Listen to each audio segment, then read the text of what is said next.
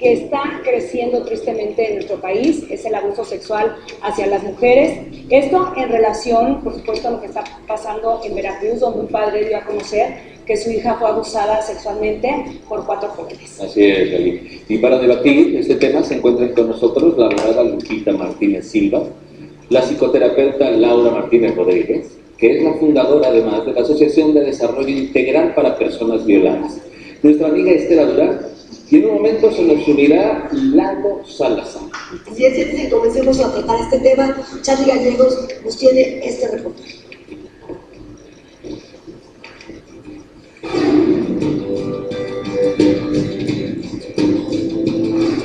Un acontecimiento reciente ha enviado nuevamente la atención hacia un tema de interés nacional: la impartición de justicia en el abuso sexual. El multicitado caso de una denuncia por violación a una menor en el puerto de Veracruz a manos de 4 jóvenes que hasta el día de hoy no ha tenido respuesta, abre el análisis no solo hacia el surgimiento de un escrutinio público sin precedentes que las redes sociales han generado, sino también hacia esa sed de justicia en un país que percibe cómo, en muchas ocasiones, un delito tan grave queda sin castigo. Según la Asociación para el Desarrollo Integral de Personas Violadas, ADIVAC, en su estadística del 2015, en México cada 9 minutos se violenta sexualmente a una persona, pero solo el 10% de los afectados denuncian. Y más grave aún, solo en el 1.5% de los casos se consigna al agresor. De esta manera, no es de sorprender que las cifras por este delito vayan a la alza en nuestro país, pues al no haber consecuencias que lo ejemplifiquen con un severo castigo, la comisión de este terrible acto se sigue repitiendo y creciendo. Ante la falta de justicia, el poder de las redes sociales comienza a formar un fenómeno sorprendente en una especie de litigio público que presiona a las autoridades a trabajar con mayor responsabilidad. La ciudadanía ha encontrado en la tecnología una forma de manifestar su rechazo ante la impunidad. Sin embargo, el juzgar el acto como tal no corresponde a cada individuo, sino a los tribunales correspondientes, los cuales, según el artículo 17 de nuestra Carta Magna, deben emitir sus resoluciones de manera pronta, completa e imparcial. La exigencia debiera ser, entonces, apegarse realmente al derecho en cualquier caso que sea denunciado, para revertir las lamentables cifras que arrojan las estadísticas, sin olvidar jamás que así como una víctima puede pedir el castigo a su agresor, el indiciado tiene derecho a defenderse. En el mundo moderno, lamentablemente las agresiones sexuales son minimizadas y, más grave aún, vistas como algo cotidiano. Lo cierto es que nuestra sociedad se ha vuelto hasta cierto punto insensible en lo que respecta al tema, olvidando en ocasiones que es en el seno del hogar, en la familia y sobre todo en la educación que le damos a nuestros hijos, desde su niñez hasta su madurez, donde se encuentra la raíz del problema. Y es ahí donde el esfuerzo debe ser mayor, porque precisamente es en ese valioso tiempo que les dediquemos en donde se marcará la diferencia entre sufrir porque a alguien de los nuestros le sucedió o alguien de los nuestros hizo que sucediera. Para hoy, Charly Gallegos. Es muy triste escuchar las estadísticas y, bueno, vamos a comenzar con esta pregunta. ¿Qué es una violación? Laura, ¿nos puedes contestar? Sí, la violencia sexual es el uso del cuerpo de una persona, de una o varias personas, en contra de su voluntad, en donde además de usar el cuerpo de la persona, también puede haber cuestiones verbales, ¿no? Para denigrarla, para hacerla menos, para intimidarla, etc., ¿no? Y además está de por medio también su cuerpo, sus partes íntimas. Es una agresión al cuerpo y a la mente de la persona. Y puede existir una penetración en cualquier parte de su cuerpo por el pene o por cualquier objeto. Claro. O no. O no, claro. Perdón que hagamos esta pregunta, creo que va dirigida a usted, que es abogada. Ya no, tú. Un placer. Si la víctima es menor de edad, ¿Es pensada una violación y si es mayor de edad, no? Por supuesto que son circunstancias que van a agravar el delito. Ya de por sí la violación es un delito grave, ¿sí? Que es sancionado en el caso de Veracruz de 6 a 20 años de prisión. Cuando hablamos que la persona es menor de edad, estamos hablando de un delito agravado, porque obviamente una persona menor de edad es mayormente vulnerable ante un hecho tan grave. Entonces la sanción se incrementa de 10 a 30 años de prisión.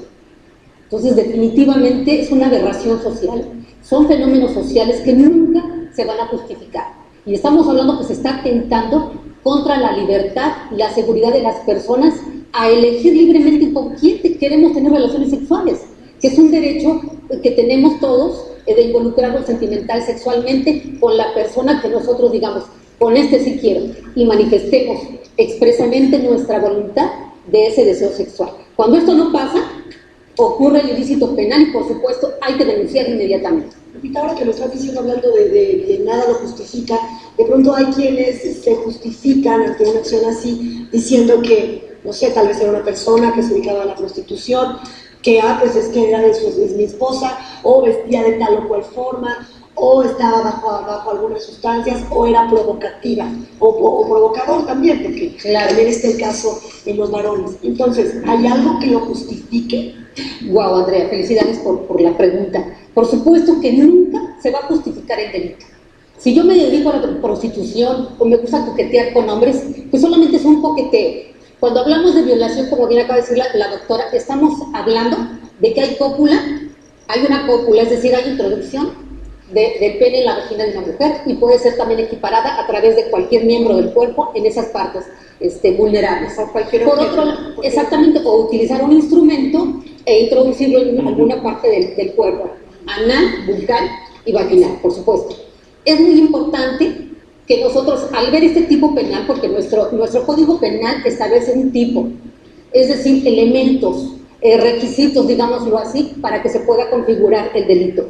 Jamás nuestro Código Penal va a decir, bueno, si la persona se dedicaba a esta actividad o es coqueta, no se configuró el delito. Por supuesto que esas circunstancias no se van a tomar en cuenta, ni tampoco van a justificar la comisión de este delito. Ahora bien, sí, hay personas que lo justifican. Yo puedo coquetear, pero poner un límite, nada más coqueteo. Pero ya que me agredan sexualmente, esto ya no. Por supuesto que la cópula tiene que ser mediante el uso de la fuerza física o moral, para que se configure el delito y, por supuesto, hay que denunciar. Muy bien, nosotros vamos a seguir, por supuesto, con este debate, pero antes tenemos más noticias y vamos contigo, Larry Salazar. Estamos de regreso para seguir con este tema pues, tan controvertido que es la violencia sexual contra las mujeres. Y bueno, vamos a retomar un poco el caso de Daphne. Exactamente, y bueno, pues Lalo, tienes un resumen del caso de Daphne. Sí, bueno, en enero del 2015, esta jovencita menor de edad fue atacada sexualmente por 4 jóvenes mayores de edad, mayores de 18 años, después de asistir a una fiesta. La llevaron a la casa de uno de ellos y allí, pues, en un baño abusaron de ella. Obviamente esto le provocó un daño terrible a la niña, quedó muy afectada emocionalmente y en todos los sentidos. 4 meses después decide contárselo a su papá. Su papá, pues obviamente se escandaliza y entra en un problema muy serio de lo que estaba pasando y le manda una carta a los papás de estos 4 jóvenes, que son compañeros de edad. En esa carta el papá le pide a los jóvenes que le pidan perdón, pero a través de un video, porque la niña no quiere ver estas cosas. Entonces el papá les pide, a través de esta carta, le pide que los niños le pidan perdón a Daphne. También le pide a los papás que los niños entren a terapia. Y en un tercer punto le pide que por favor y por ningún motivo vuelvan a tener contacto con su hijo. Mayores de edad, ¿no? Sí, mayores de edad. A raíz de esto, pues alguien empezó a atacar mediante las redes sociales de Daphne a Daphne, con campañas muy agresivas y desprestigiándole todo esto. El papá se entera de esta situación, obviamente Daphne también se entera de esta situación porque lo recibe a través de las redes sociales, del Facebook y todo esto. Y entonces el papá decide hacerlo público y levanta esos videos que había solicitado que grabaran los niños aceptando que habían hecho su acto terrible y pidiéndole perdón. Pero como entró la campaña de desprestigio, el papá hace público los videos, los sube a las redes y se viraliza. Entonces ahí toma ya su participación la fiscalía. Entiendo que así va todo, ¿no? Entonces aquí la pregunta es, la fiscalía dice que un video no es un elemento de prueba, sino que es nada más un indicio. ¿Por qué? Porque en el video nada más se ve a uno de ellos aceptando lo que hizo y pidiendo perdón. Y en el otro, pues como que está medio editado. Entonces, la fiscalía dice que eso no es un elemento de prueba para consignar a los responsables. Ahora, ante la ley, ¿qué pasa? ¿Por qué no es un elemento de prueba? Legalmente, los delitos sexuales son de oculta realización. Las únicas personas que saben quiénes lo vivieron es la persona, la víctima en ese momento y el agresor.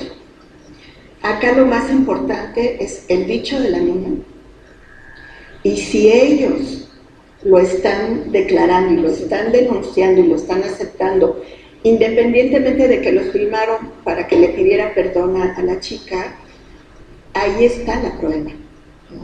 Entonces, hay como mucha impunidad en el abordaje del tema de los delitos sexuales. Por eso no se denuncian y por eso muchas personas se quedan calladas, porque hay una doble victimización, ¿no? Hay una victimización secundaria en donde sí la niña se está sintiendo doblemente violentada, ¿no? Si ya le pasó, ahora vienen las redes sociales, vienen sus compañeros y además las autoridades que no le creen. Entonces sí se tiene que hacer un abordaje con las personas que viven violencia sexual, no nada más en el ámbito legal, sino también hay que entrarle médicamente. Ya revisaron a la niña, cómo está la niña físicamente, cómo está... Pero si ya pasó tanto tiempo... Es que hay enfermedades de transmisión sexual que pueden presentarse hasta los 3 meses o a los 6 meses, o hay que estarse haciendo... ¿Qué análisis se hacen? Hay un método profiláctico para las cuestiones que viven, las personas que viven violencia sexual. Sí pasan por todo un proceso en el ámbito médico para tratar de evitar que tengan alguna enfermedad de transmisión sexual. Ahorita el papiloma a veces es asintomático, no te das cuenta que tienes el papiloma y sí tienen que estarte haciendo estudios, ¿no? Acá a mí me llama mucho la atención que se le da mucho énfasis a la cuestión legal, pero no le entramos a qué está haciendo la escuela, qué está haciendo la escuela con todas las niñas, con los jóvenes, ¿no? Cómo se está trabajando la problemática dentro de la escuela, porque desafortunadamente no nada más es esa escuela. Son muchas otras escuelas que están violentando, bueno, el video que vimos de la niña Scout, ¿no? O sea, así es como empieza, esa es una violencia, ¿no? Entonces sí tendríamos que entrarle en todos los ámbitos, sí responsabilizar a las autoridades, ¿no? De que sí tienen que hacer abordajes muy sensibles, abordajes además muy respetuosos para la persona que lo está denunciando, porque nosotras estamos porque las personas denuncien, ¿no? O sea, no se deben de quedar calladas, lo tienen que decir, pero ellas también tienen que saber que hay espacios, hay lugares en los que se les puede orientar, en los que se les puede apoyar, en los que se les puede incluso hasta redactar la denuncia para que la presenten y no lo estén repitiendo con una, con otra y con otra persona, ¿no? Realmente es muy importante el tiempo de denuncia, Así que sea inmediatamente, pero ¿qué pasa en los casos en los que, en el caso de que una niña tenga la vergüenza, que pase el tiempo, que pueden equivocar, porque pues no puede sentir vergüenza por lo que está pasando y que denuncie más tarde? ¿Qué pasa con la ley al respecto? Eso es lo que quería preguntar ante la ley. ¿Cuál es la diferencia para un agresor que es menor de edad y que es ya adulto. ¿Hay alguna diferencia ante la ley? Por supuesto que sí, son muchas las diferencias. Todos sabemos que el Código Penal sanciona severamente estas conductas delictivas, pero solamente es para personas mayores de edad.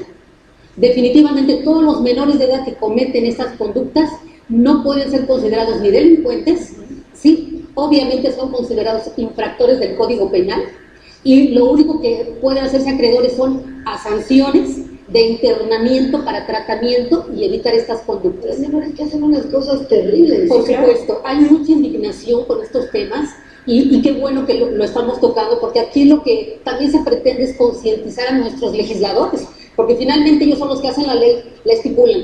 Muchos se está pidiendo que se incremente la edad penal en los menores de edad, porque hay quienes sí tienen la capacidad, son menores de edad, pero sí saben las consecuencias y saben el hecho que están cometiendo. Y por supuesto, ese se tendría que en un momento valorar, y se tendría que modificar y reformar el Código Penal y por supuesto la Ley de Justicia para Adolescentes.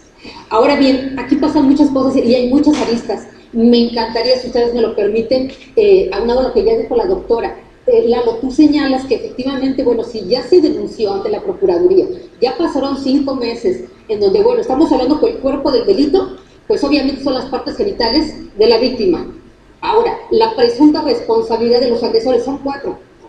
Y nada más por el hecho de que sean 4 personas, yo no quiero pensar, y lo digo con sumo respeto, por favor, y con mucha seriedad, ¿cómo estará el cuerpo del delito de esa víctima que fue violentada sexualmente por 4 agresores?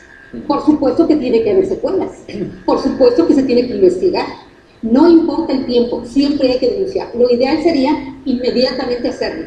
Obviamente el padre no sabía, el padre tiene que representar a su menor hija en esos derechos sexuales. Supongo que el análisis psicológico está. Exactamente, entonces aquí las autoridades tendrían, una vez que hay una denuncia, se tiene que ordenar una cadena de custodia, es decir, se tiene que solicitar a la Procuraduría estudios periciales de todos. Psicología, psiquiatría, proctología, ginecología, todos los estudios para poder en un momento dado tener las pruebas fehacientes de que existe el cuerpo del delito. Ahora, ¿qué pasa con la presunta responsabilidad de las personas que dicen, sí, perdón, me arrepiento, te va a ir bien? Es una desfachatez. Sin embargo, también lo digo con mucho respeto, eso no se puede considerar como una prueba plena para acreditar la presunta responsabilidad penal y el cuerpo del delito. De alguna manera para poderlo vincular. O sea, sí es un indicio. Está bien. Es un indicio. ¿Pero por qué? Es un indicio y el indicio es una mera sospecha. Pero si él lo está diciendo, se está confesando frente a la cámara que sí lo hizo. Sí, mi querido Lalo. Pero si nosotros analizamos este video, que me encantaría si hay tiempo, que se analizara lo que dicen textualmente, porque nosotros nos estamos anticipando a los hechos. Estamos pensando que se están arrepintiendo por la violación, pero nunca están diciendo violación. Okay. Por otro lado, para que la confesión tenga validez plena ante las autoridades y puedan ser sancionados, la ley establece requisitos. ¿Cuáles serían? Número 1, que la confesión se haga ante el Ministerio Público o ante un juez, ante el juez. Número 2, esa confesión tiene que estar vinculada con otros medios de prueba, que serían todas las periciales que se practiquen. Obviamente el dicho de la menor que los señale y los identifique plenamente.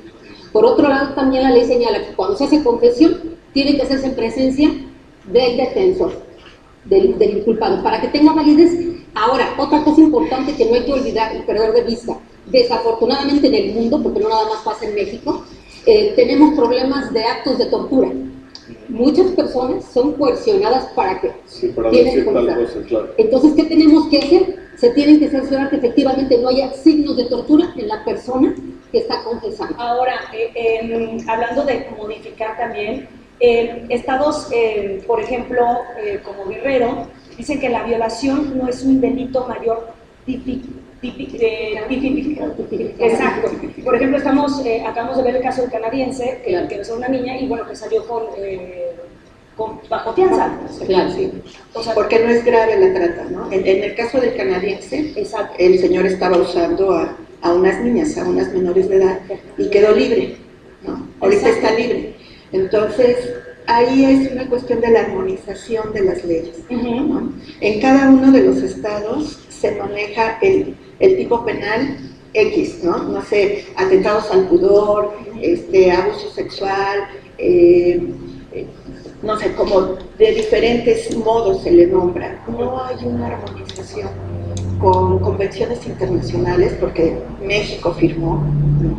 Y tampoco hay una armonización con los legisladores, ¿no?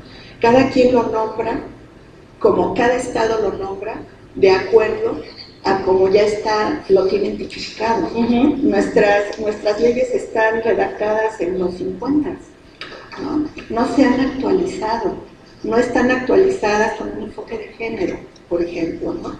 Que sí lo tenemos que manejar, ¿no? ¿Existe un plazo para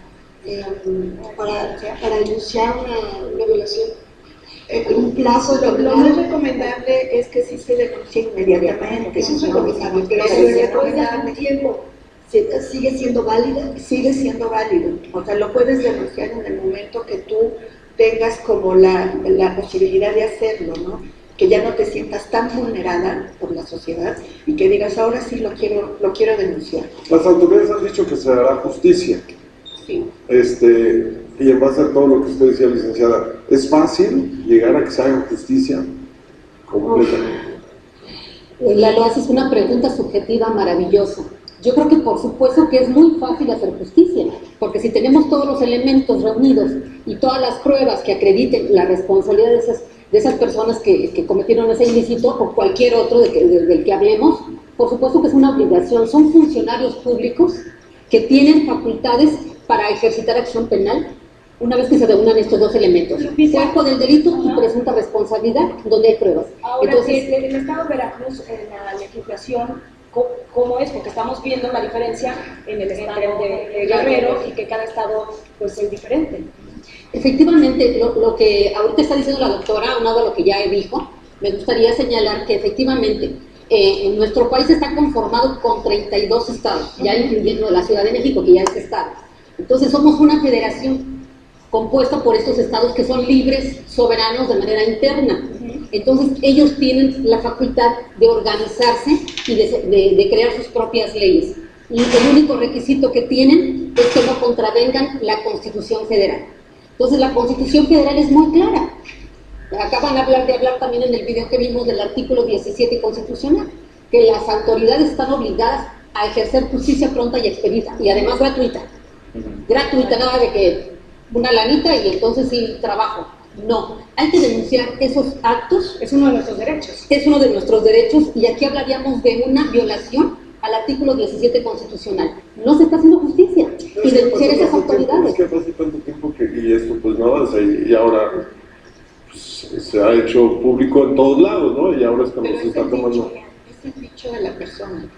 Ahí es la credibilidad que tú le estás dando a la persona que lo vivió. Desafortunadamente, en los delitos sexuales, tu cuerpo es la prueba, ¿no?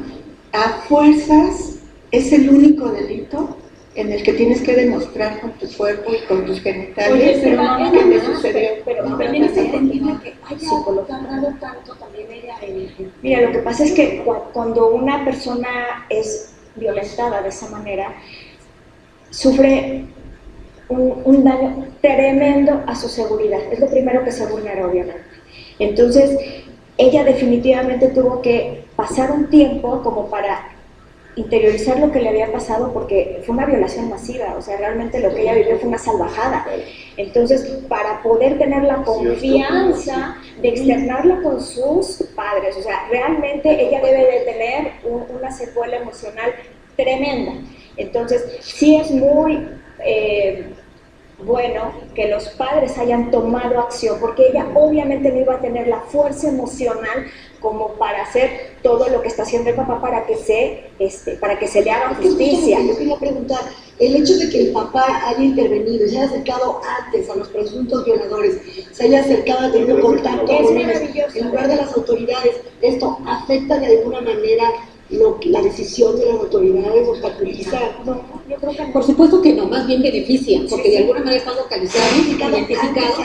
Exacto, se vale. Finalmente creo que es una actitud de buena fe. Yo de buena fe me acerco a los presuntos responsables y quiero resolverlo a lo mejor de manera privada. La ley tampoco lo prohíbe, tampoco hay prohibición Y al además respecto. emocionalmente es lo más maravilloso que le puede pasar a una persona que ha sufrido una violación, porque sí, Y la y te ley, voy a decir una pero cosa, a nivel imagínate, psicológico que es el primer paso, que te sientas entendido. y la ley general que surgió a finales del 2014, ahí dice que los niños y las niñas no tienes por qué exponerlos a las autoridades. Entonces, quien se tiene que presentar es el padre o el tutor. Desafortunadamente, Pero usted lo que Lupita, dice que o el sea, elemento desafortunadamente, es el cuerpo. a fuerzas están pidiendo que se presenten los niños y las niñas. Pero es que usted lo acaba de decir, que Sí, así es. el cuerpo es la prueba. Así es, en las personas adultas, no en los niños y en las niñas. En los niños y en las niñas se les están violentando sus derechos a los niños y a las niñas que viven cualquier tipo de delito sexual, ¿no?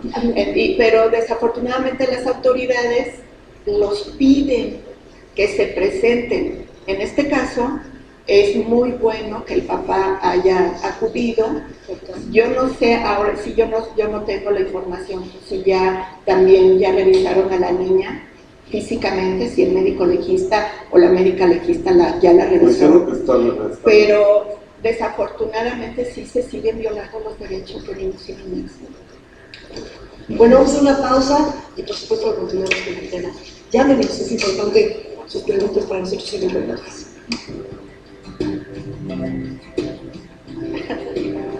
Aquí estamos de regreso con este debate en un tema tan difícil y controvertido. Yo tengo una pregunta, Estela. Creo que lo estábamos hablando ahora y creo que es muy importante. Mientras se hace todo esto de la ley y todo esto, la niña ya ha salido, ya está al público, hay un posible bullying, hay un posible... ¿Qué es lo que debe hacer la niña? ¿Cómo? Me imagino que para usted también es la pregunta, ¿no? Porque a mí lo que me interesaría es saber es cómo ayudar a mi hija. Ella definitivamente tiene que entrar en un proceso terapéutico fuerte, intenso, porque en primer lugar tiene que reestructurarse, porque se quebrantó completamente, como decía yo hace ratito, su seguridad, y eso no va a ser fácil. Como muchas veces lo he dicho, hay terapias que son como mucho más profundas, intensas. Por ejemplo, hay técnicas como una que se llama EMDR, que se trabaja, por ejemplo, con prisioneros de guerra. Yo trabajaría este caso con ella de esa manera para que rápidamente se pudiera sanar emocionalmente.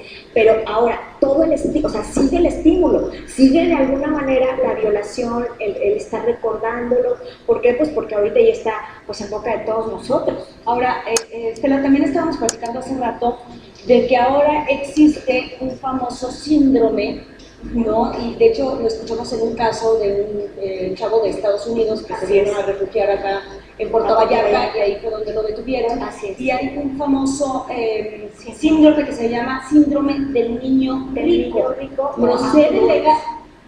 Procede legalmente. Fíjate que en México, en Estados Unidos lo vimos que sí. Exactamente.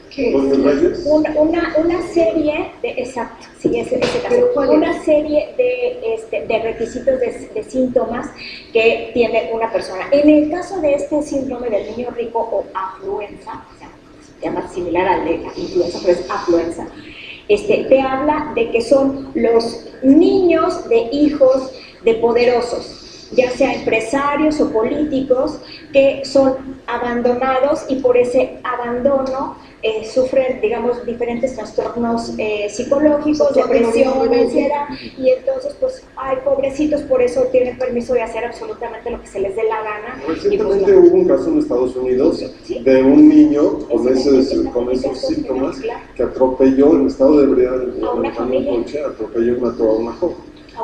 A una familia completa. Entonces, un menor de edad. Entonces, le ponen ahí una sanción por tratarse de ser un menor de edad. Le ponen una sanción y tiene que ir a firmar cada determinado tiempo. Se escapa y se viene a México. Con la mamá. Con la mamá. Que nos esconde. Y aquí en México. En Puerto Vallarta. A mí me gustaría comentar la pregunta que tú le hiciste a Estela, como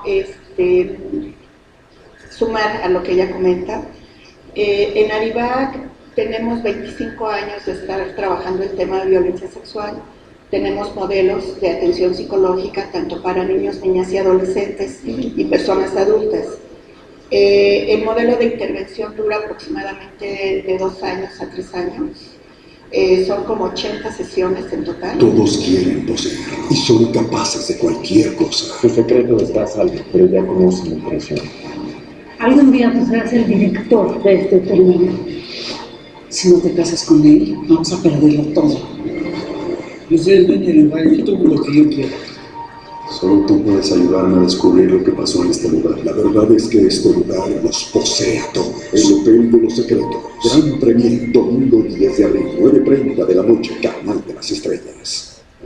Y bueno, sí, ahí ya tenemos muchas personas que han salido de terapia, ¿no? Entonces sí es recomendable que las personas que han vivido violencia sexual, los padres también de niños que han vivido, niñas, se acerquen a solicitar la atención.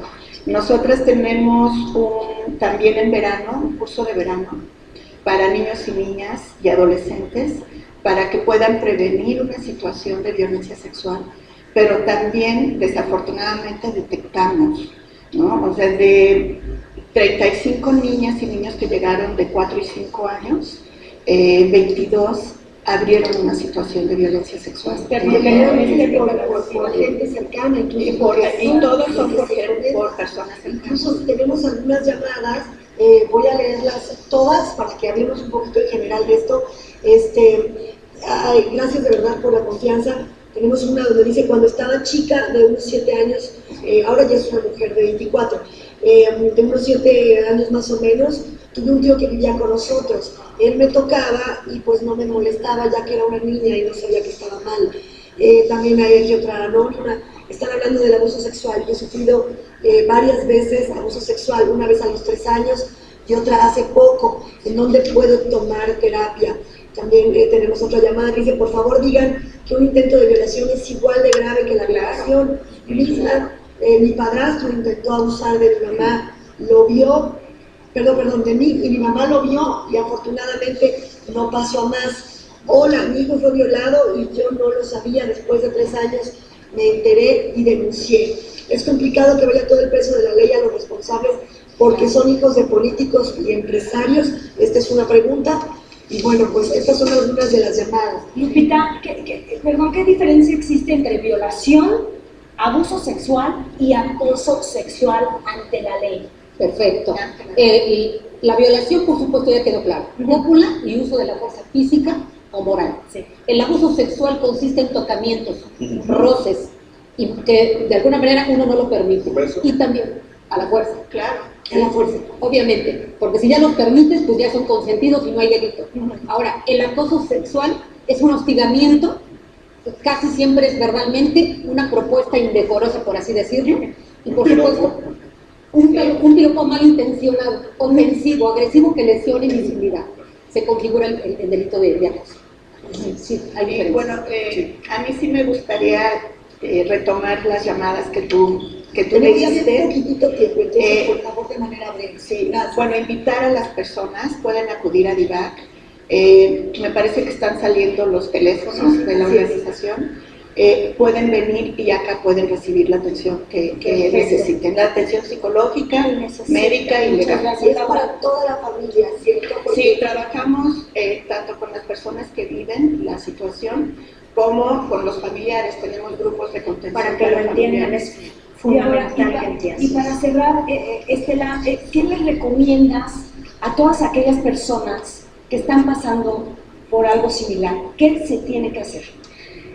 Si son menores de edad, sí acercarse a papás, o ya hemos visto en algunos casos que es bien difícil a veces con los papás, con alguien cercano, con una abuelita, con un tío, con alguien que le tengas muchísima confianza, ábrelo y por favor recibe ayuda. Esto no se puede, no se puede dejar al tiempo, esto no se cura con el tiempo, esto definitivamente necesita una intervención terapéutica profesional. Y que no entren en pánico los papás. o los familiares, o las personas que se ven. También puede suceder que el marido abuse También, el novio, o sea, aunque tengan una relación de pareja, también sucede eso. También. Imagínate en un matrimonio, Andrea, sucede también, ¿no? La tentativa que decías. La persona que llamó, que dice que es importante que hagamos hincapié en la tentativa de violación, por supuesto que es punible. La ley señala que de acuerdo al riesgo o al peligro en que esa persona se vio inmersa, ese bien jurídico, el bien jurídico de su sexualidad, tiene que ser la punición. O sea, el intento también es un delito. Tentativo. Por supuesto que sí, intentarlo y aproximarse a la comisión del delito. Por supuesto que sí. Somos pro denuncia, estamos en contra de la impunidad. Impunidad es no denunciar. Impunidad es, si ya se denunció, la autoridad no hace nada. E incluiríamos también las autoridades o funcionarios públicos en responsabilidad y sería motivo de un juicio de amparo en contra de esa autoridad que está atentando contra nuestros derechos humanos. Y la respuesta emocional de una situación violenta en contra de tu cuerpo, no es necesario que haya una penetración en tu cuerpo para que se genere. También los intentos de violación te dejan secuelas muy fuertes. Puedes hablar de un trastorno de ansiedad como los ataques de pánico de los que alguna vez hablamos. Muy bien, pues agradecemos muchísimo su presencia, de verdad. Bueno, obviamente es un tema que da para mucho. Tenemos muchísimas llamadas, queremos decirle a nuestro público que todas sus dudas, todas sus preguntas serán canalizadas con nuestras invitadas y por supuesto se les dará seguimiento. Muchísimas gracias. Gracias. Gracias.